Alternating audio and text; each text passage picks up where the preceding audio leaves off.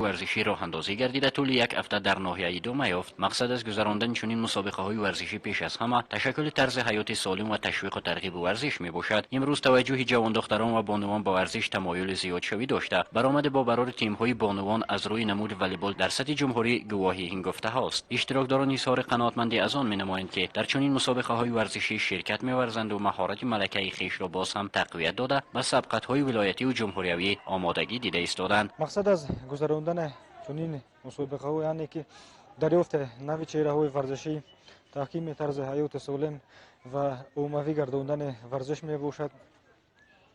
البته همه ساکنان ناحیه باید به ورزش مشغول باشند، همه باید سالم باشند. مقصد یعنی که جامعه باید سالم باشد.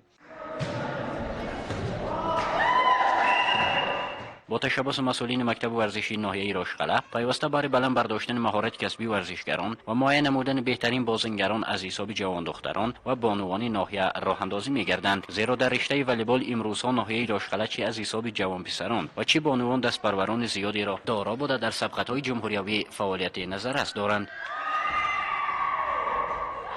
3 سال این جانب در این تالار بر هوای ورزشی مؤسسه تحصیلات میانه عمومی رقم 12 جماعت دیعات توسیان تحت رهبری مربی مکتب ورزشی ناحیه راشقله شایکوف شورت تمرین میکنم. گروه مکتب ورزشی ناحیه راشقله در جماعت دیعات توسیان صاحب جای دوم گردیده. مسئولین نیت دارند تا چنین مسابقه های ورزشی را میان نورسان و جوانان به خصوص بانوان راه اندازی نموده جلب آنها به ورزش و رشد ورزش مساعدتی کامل نماید.